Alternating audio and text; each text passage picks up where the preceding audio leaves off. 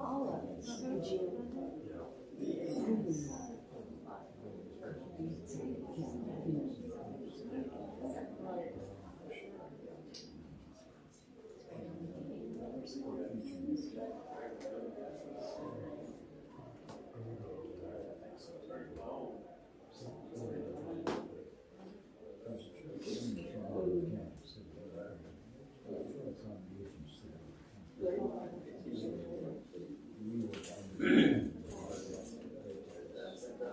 Okay, we will begin.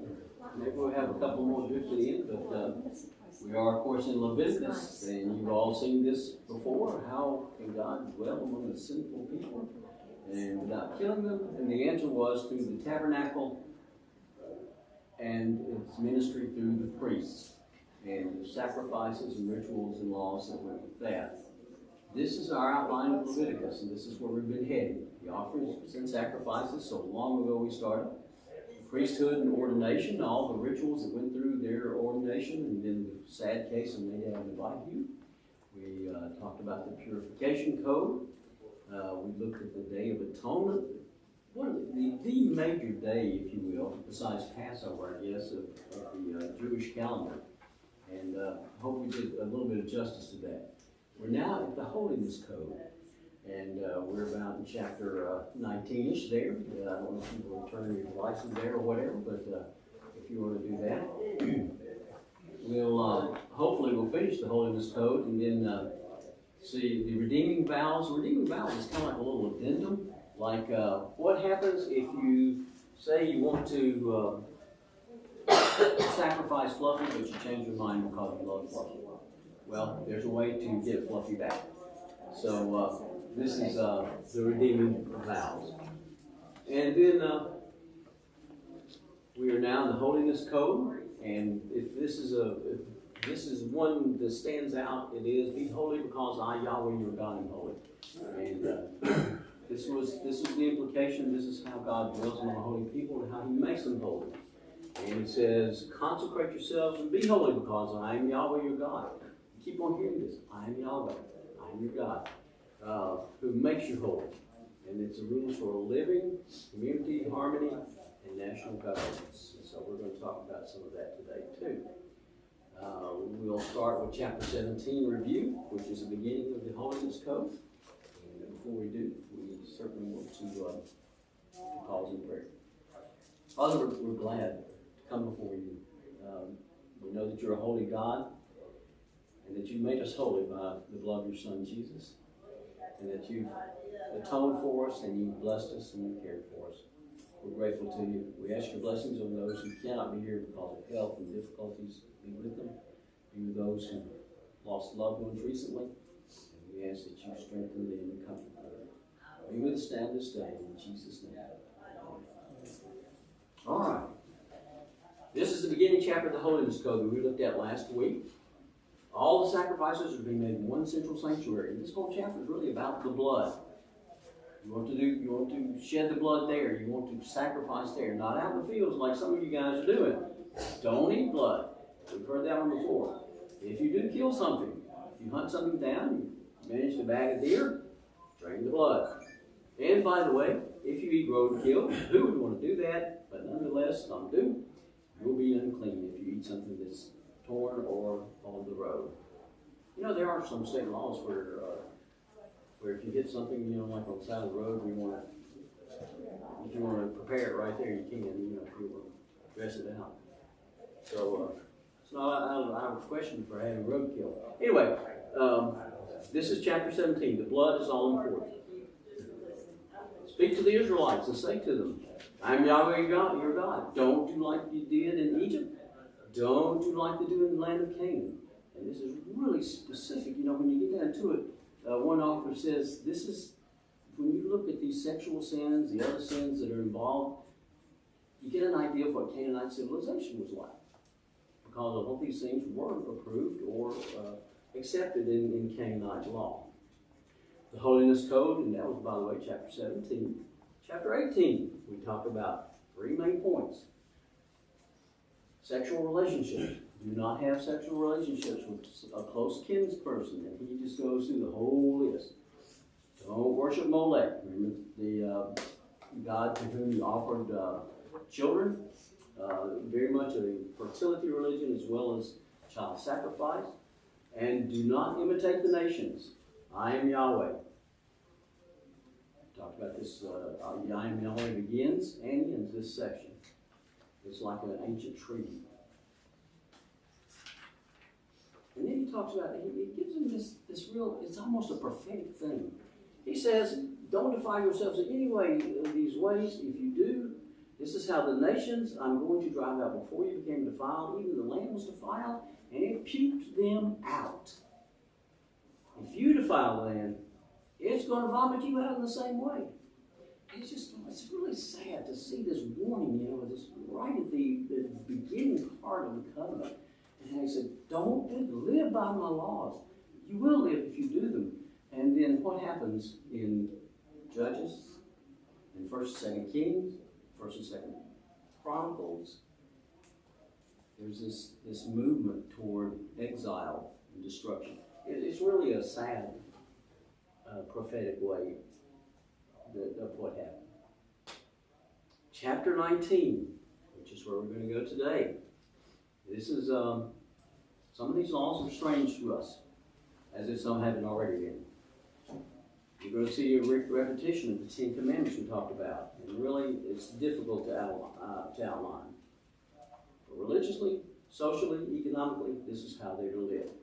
The 10 Commandments are repeated somewhat in chapter 19. You see, honor your parents, keep the Sabbath, no idols, don't steal, etc., etc. It's there. And then we talked about the poor. Remember, you're not supposed to cut the fields all the way to the edge. You're supposed to round out your fields. So what? So who could come glean? So Ruth could come glean. That's right. We talked about justice. You don't judge in favor of the poor, and you don't regard the rich.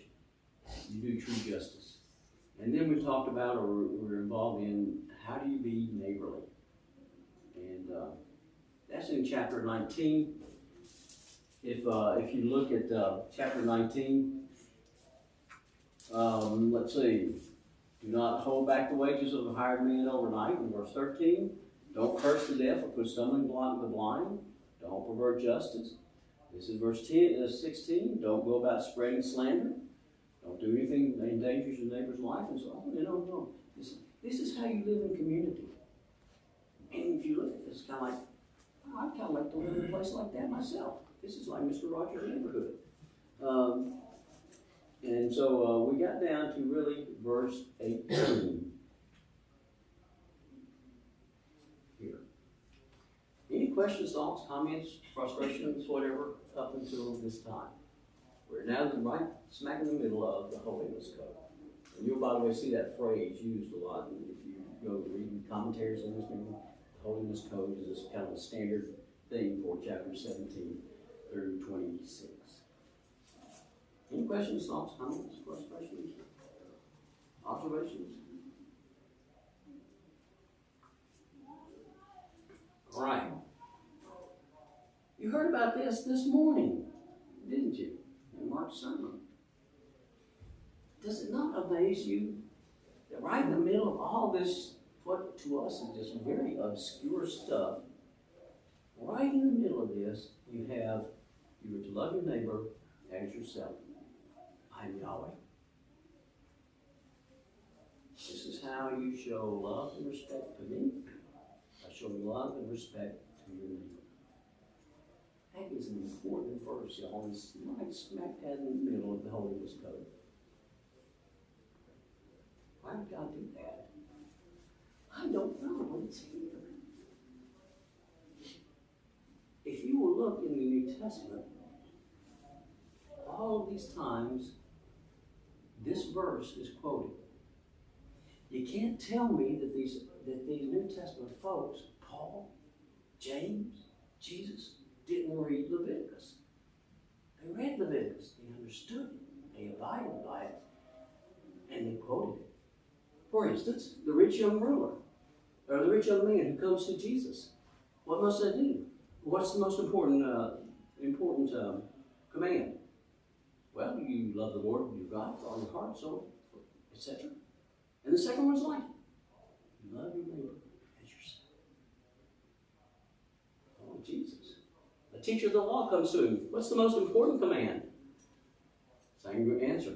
And love your neighbor as yourself. In Romans 13, that we looked at this morning, Paul says, whatever commands there are in the law, don't steal, don't do false witness, don't do this. Everything summed up in the law is summed up in this one command. Love your neighbor as yourself. This is the fulfillment of the law. Folks, this is so important. James, Paul would later say, the entire law is summed up in this one phrase. Love your neighbor as yourself. And James calls it the royal law, and he says, for this reason, you don't show preference to the wealthy or to the powerful. You greet everyone in the same way. It's the royal law. And he quotes Leviticus 19. I think it's powerful that these guys read Leviticus. They saw this passage, they understood that it was vitally important. So what does it mean to love your neighbor as yourself? It's a pretty active word. It's not just, oh yeah, I love everybody. Yeah. No. This is, John would later say, if you see your neighbor in need, what kind of love is that if you don't give him what he needs?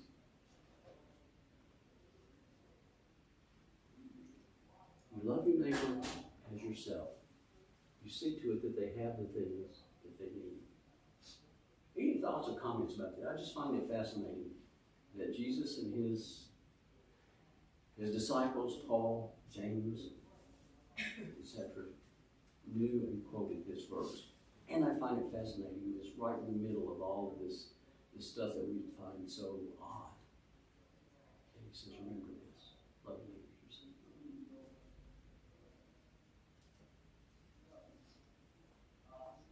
yourself. Okay. All right, now this. Keep my decrees. Do not make different kinds of animals. Plant your field with two kinds of seed. And we are all in trouble today. Wear clothing woven of two kinds of material. And you think, what? Why does it matter? You know?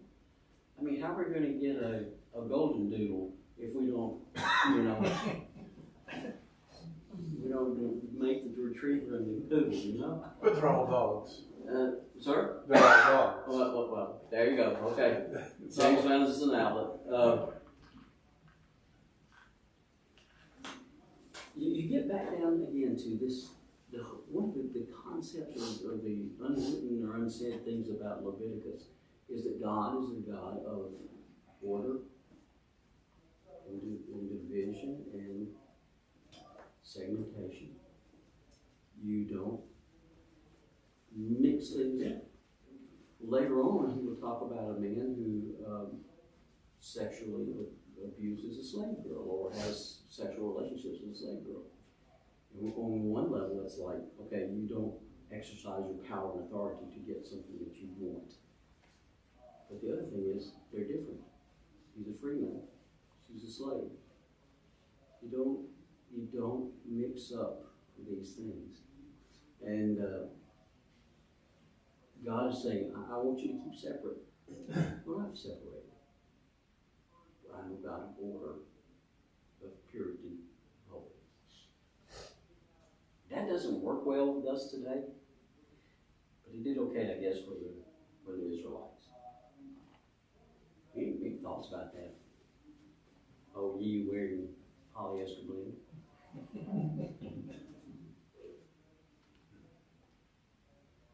All right.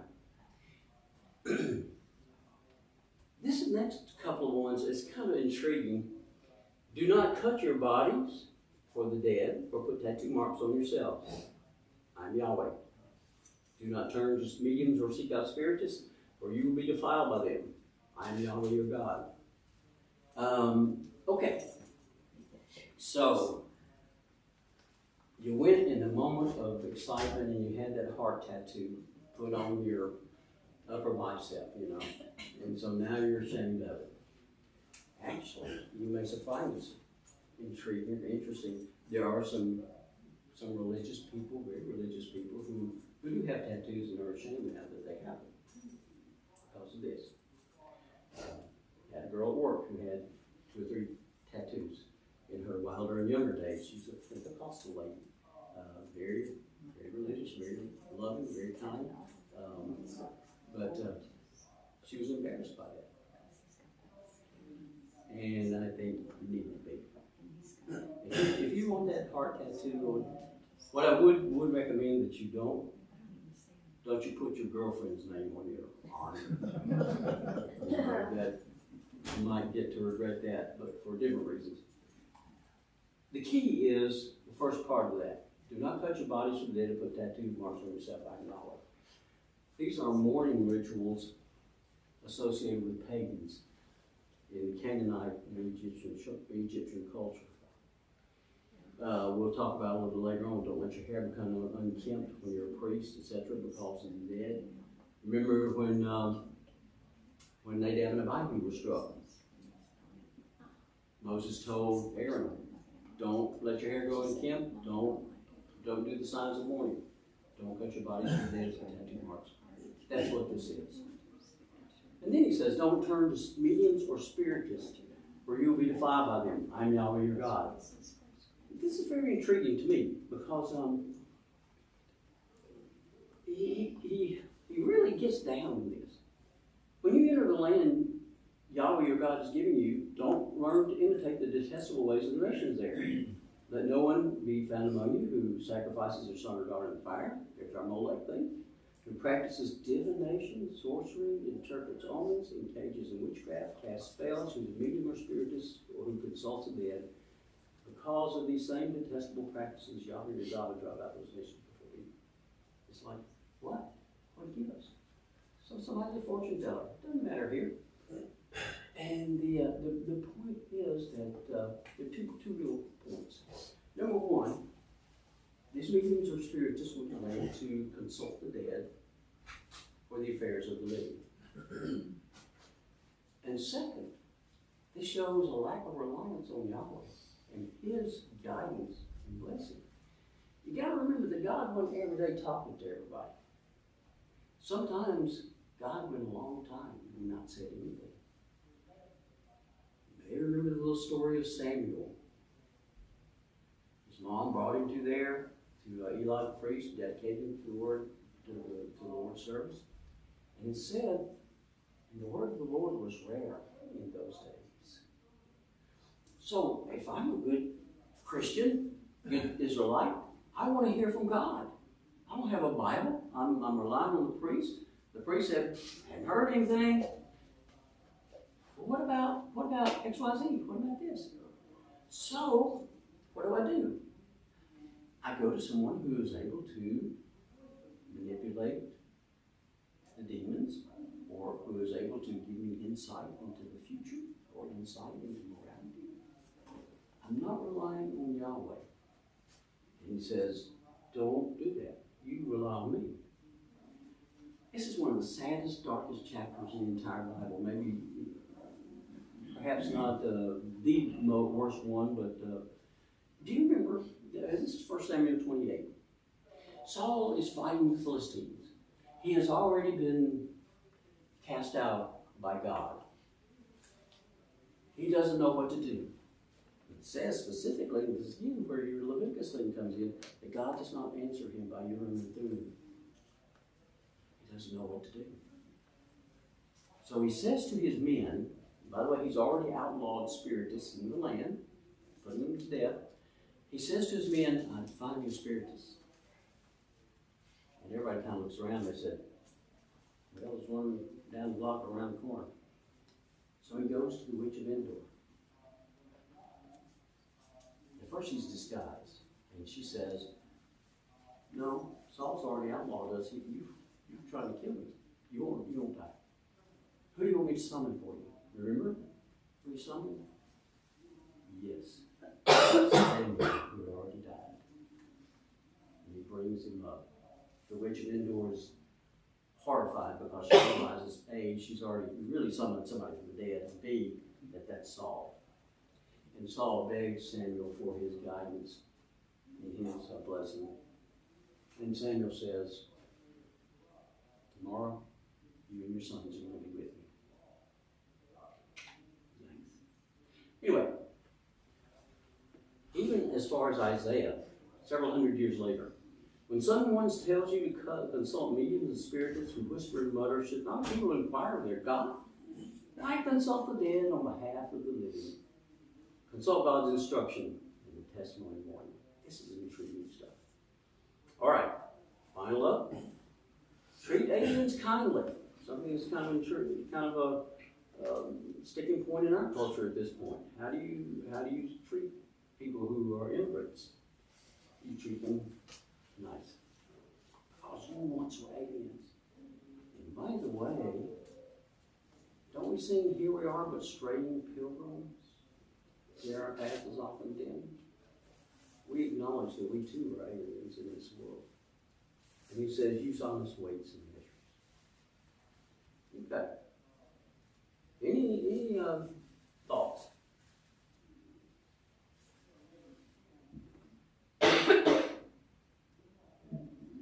Remember to chapter 20. Consecrate yourselves and be holy because I am Yahweh your God. Keep my decrees and follow them. I am Yahweh who makes you holy. Chapter 20. And again, and everybody knows what this is, right? This Hebrew writing? Yes, that's Yahweh. That's God's name. All right. The Holiness Code. Chapter 20 is similar to chapter 18. The Israelite foreigner that worships Molech is going to be put to death. What makes this really interesting, there's this overlap, it's like in chapter 19 and 18, you had, don't do this. Now here in chapter 20, it's like, if you do this, this is what's going to happen. Okay, I'll set my face against anyone who, mediums and spiritists, where we've heard that before. Anyone who curses father or mother is to be put to death. That's the 10 Commandments. The forbidden sexual relations and the penalties that go along with it. A lot of times, death or banishment. Keep all my decrees and follow them, so the land won't vomit you out. You must make a distinction between clean and unclean. We talked about that. And we talked about the laws for what you could eat and couldn't eat. That's chapter 20. It's really an overlap of chapter 18 and 19, but with penalties. I'm Yahweh who makes them holy. Chapter 21. We changed the subject. Because now, we've been saying, tell the Israelites to do this. Tell the Israelites to do that. And now we're saying, you tell the priests. So these next 2 chapters are going to be really quick to the priests. And there's rules and regulations for their life, their marriage, and their families. Okay, everybody, deep breath. Okay, heavy duty stuff. No. So here we go. What are the priests to do? They are sanctified people. They're consecrated people. They are to be holy to Yahweh and represent Him to the people and the people to Him. All right, so here's the priests. You don't make yourself ceremonially unclean for any of your people who die. You don't get to go to the funeral. Except for a close relative. Basically, your wife, your mom or dad. That's it. Don't shave your heads or shave off the edges of the beards or cut your bodies. There's our overlap again with the tattoos, with the unkempt hair. What about marriage? Can priests marry? Of course you can. But not a woman defiled by prostitution or divorced from their husband. You're holy. If a priest's daughter defiles herself by becoming a prostitute, she disgraces her father. She must be burned in the fire. Now the question mark is she to be burned in the fire after she's dead? By stoning or whatever? Don't know. And the woman he marries must be a virgin. Y'all got that? This is what you do when you're a priest. Oh, now this gets all over us for our ADA sensibilities. Because we don't want to exclude anyone. Right? Everybody's welcome. We have laws, we have cultural sensibilities. But this was different.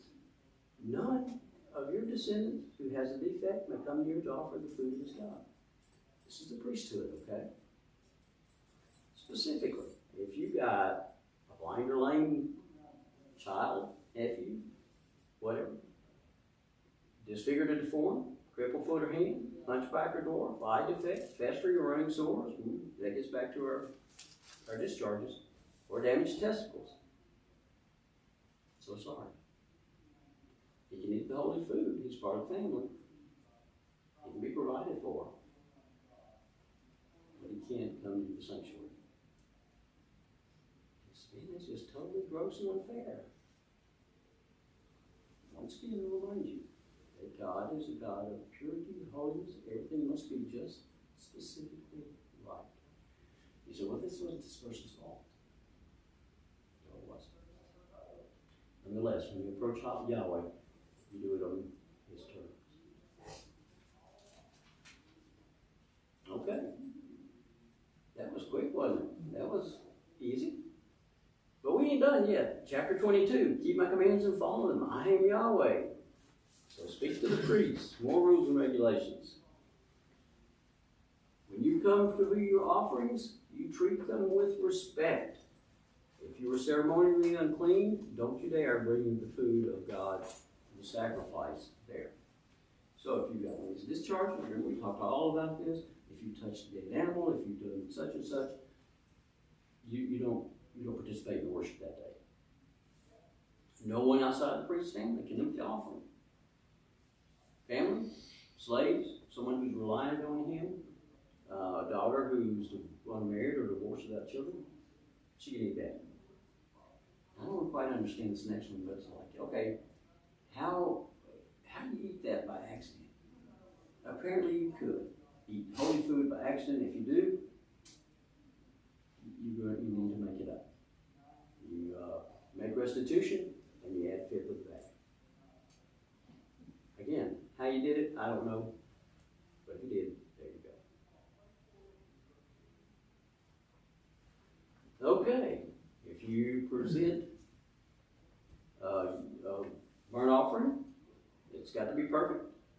Oh no, but look at this in verse 23. You may, however, present as a freewill offering an ox or sheep that is deformed or stunted.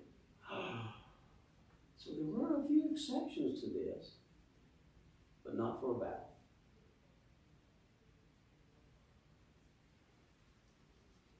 When a calf, lamb, or goat is born, is to remain with the mom for 7 days. And the 8th day only can be acceptable as food offering. Don't slaughter a cow or sheep and its young on the same day. I think offering must be eaten the same day. Again, we get back to these real meticulous things. Why that? You know, it's kind of like, well, first off, you want to make sure the thing lives. You don't want to present something that's going to die to y'all. The second is just kind of like this merciful thing that's throughout. Do not profane my holy name. I must be acknowledged as holy. I am Yahweh who made you holy. And brought you out of Egypt to be your God. I am Yahweh. All right, any thoughts on the instructions to the priest?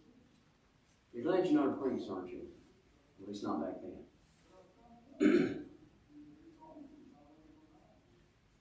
These are my appointed festivals. You're going to like this. This is good. All right. These are my appointed festivals. The appointed festivals of Yahweh, which you are to proclaim as sacred assemblies. We are talking about the sacred calendar in chapter 23. That's a chapter you really want to know about, because it gives the outline and the annual rhythm of life. Once again, this points out that God is a God of all of life. Matters of children, of priesthood, of sexuality, of the rhythm of your year. Yahweh is the God of all life. And we wouldn't argue with that. Is God the God of your life? Well, yeah. You're here on Sunday morning. What's that say? Because I'm acknowledging Yahweh in what I do. All right, here in chapter 23 is the sacred calendar. He says, I want you to remember the Sabbath, the Passover and Feast of Unleavened Bread, First Fruits, Festival of Weeks, Festival of Trumpets, Day of Atonement, Festival of Tabernacles. Purim and Hanukkah were added later, and Deuteronomy 16 also records this. Now, this is cool. You kind of sometimes wonder, well, when's Passover? Or when's Hanukkah? Or when's... There it is, people. Let me tell you. If you had a great teacher, he would bring you one of these and hand out. And, yes. So, you're gonna want to tuck this away in the Bible forever. When I looked and looked, I thought, this is too cool. I've got to have this for the class. Pass one of those down. Take it down and pass it. Or you can go to church.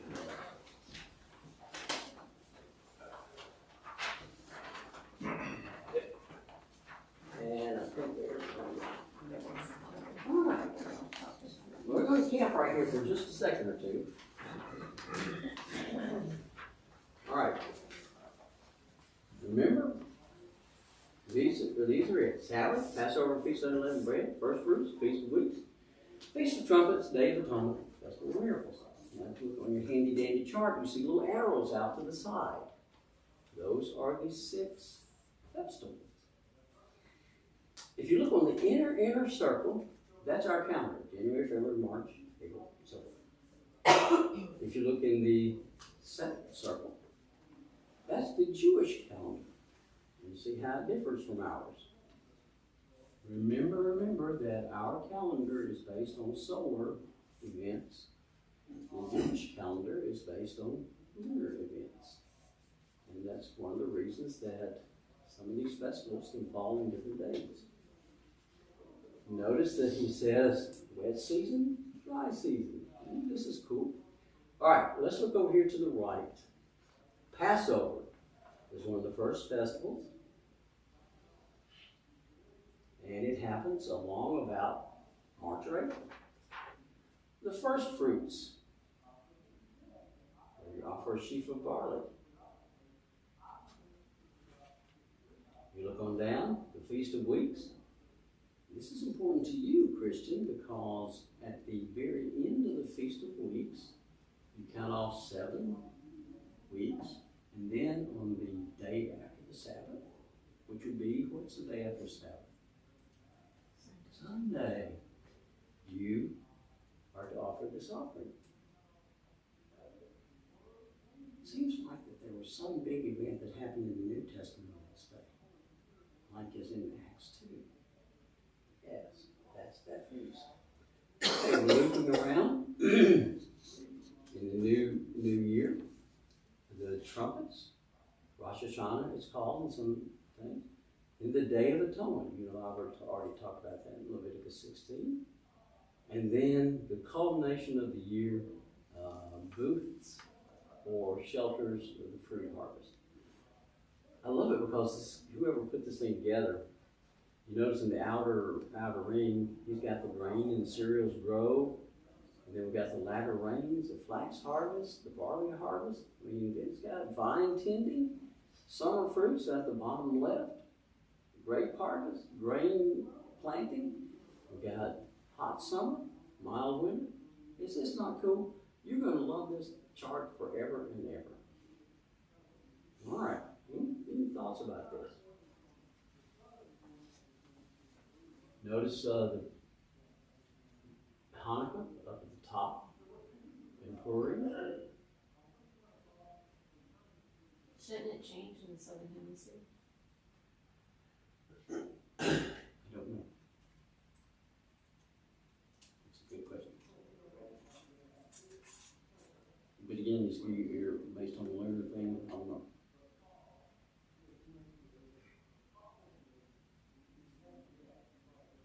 Okay, let's go through the sacred calendar real quick. You get this one. Every Saturday, you were to take off work. No work. It's a day of rest. Then we give kind of this implication or this reason why. God himself took a rest. This was a cessation from labor. He's blessed the Sabbath day and made it holy. There is, by the way, one where a guy was picking up manna on the Sabbath. He was stoned for it. So God was pretty serious about this Sabbath. Is there a Sabbath for us here in the New Testament? You say, Sunday is not Sabbath, and you're right. The Hebrews writer says, there remains a Sabbath rest for the people of God. In other words, when we enter the heavenly realm, it will be a perpetual Sabbath.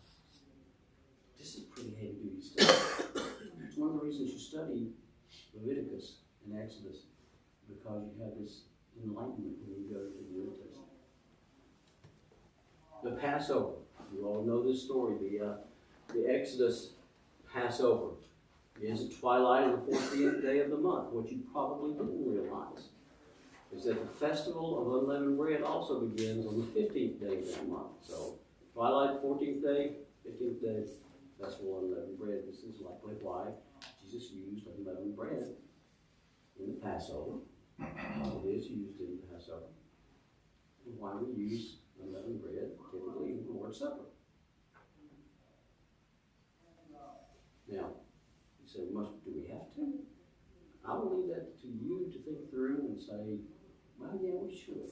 Or no, we shouldn't. Well, maybe, whatever. On the first day, hold a sacred assembly, do no regular work. So there was another Sabbath rest, so to speak. It was to commemorate, of course, the Exodus from Egypt, and very much so our Exodus from sin.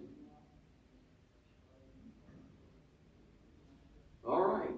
When you enter the land I'm going to give you, you reap its harvest, bringing to the priest a sheaf of the first grain, first fruits. So there you have it on your handy-dandy calendar. Let's see, where are we? Okay, second arrow on the right. And the priest is to wave it on the day of the Sabbath. Now, why would he do that? Why is this first fruits thing such a big deal? Whenever you have your harvest, you're able to go in and you can wave your grain and say, God, look what you done gave us. And because this is the first fruits, I know more is to come. This is a promissory thing. On that day, you wave the sheaf, sacrifice a burnt offering, and all of these other offerings. Is there any time in the New Testament that we look at first fruits? It seems like, in 1 Corinthians 15, Paul talks about Jesus Christ. And he says, he is the first fruits of those who have fallen asleep. You resurrect. Oh, this is a promise. Jesus is the first fruits. All right. The day after the Sabbath day, you brought the sheaf of the wave, count off 7 full weeks, count off 50 days. And after that, bring 2 loaves made of 2/10 of an ephah of the fine flour, baked with yeast, so forth and so on, and the sacrifice as well. So once again, the acknowledgement that God has blessed us and will continue to bless us. The Feast of Trumpets, or Rosh Hashanah. What is that? Say to the Israelites, on the first day of the 7th month, you're to have a day of Sabbath rest. The sacred assembly commemorated with trumpet blasts. Do no regular work, but present a food offering to the Lord. So, we have this acknowledgement of God's newness, the new year.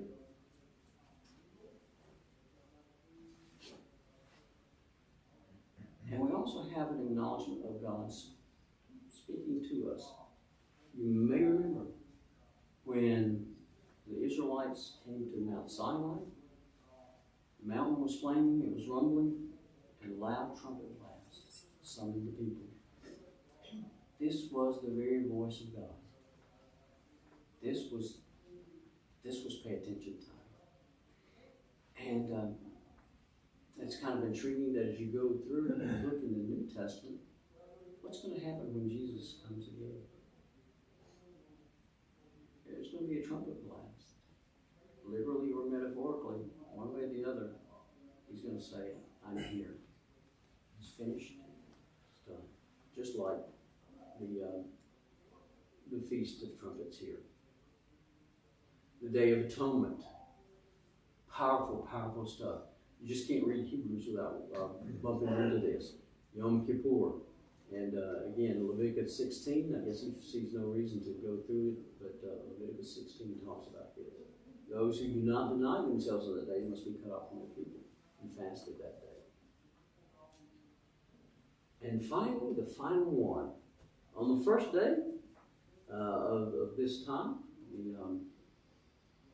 the booths or shelters, he says you are to take palms, willows, other leafy trees, rejoice.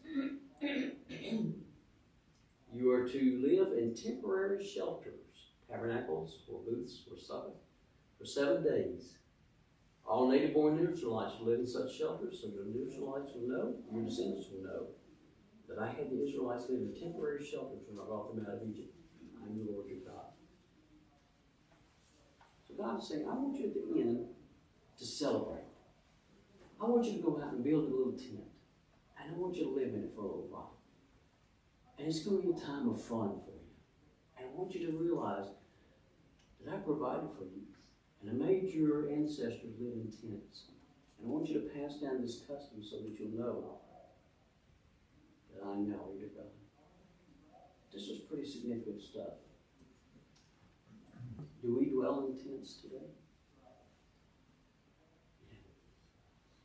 We are persuaded, Paul says, that this tent that we live in is not all there is. But we are waiting God for building it, not made with hands. Our flesh, our body here, is but a tent. Jesus himself tabernacled with us. So there you have the sacred calendar. By the way, if you go to Amazon, type in sukkah booths, you can buy a temporary tent, shelter, or whatever, for celebrating Sukkah or the tabernacles. It's still a very big deal. All right, that's the sacred calendar. You don't hear this in Leviticus, but here you see it in Deuteronomy. 3 times a year, all your men must appear before Yahweh your God at the place he would choose. Where is that going to be? Right, Jerusalem. At the festival of unleavened bread, the festival of weeks, and the festival of tabernacles. So you look at your handy dandy calendar here. All right, festival of unleavened bread up here, Passover. Of weeks, Pentecost, and then tabernacles. So twice in Jerusalem. That explains why there was so much brouhaha and excitement in Jerusalem on Pentecost. They were fulfilling this command. All right. But that takes us pretty much. We're going to try to finish the Holiness Code next week. So if you haven't picked up on chapter 24, 25, and 26,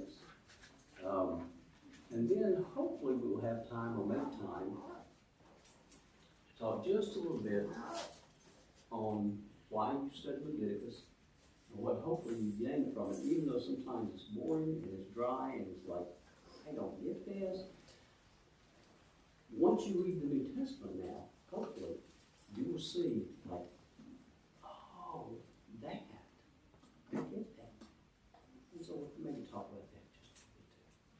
Thanks for your patience, and we'll call it a day.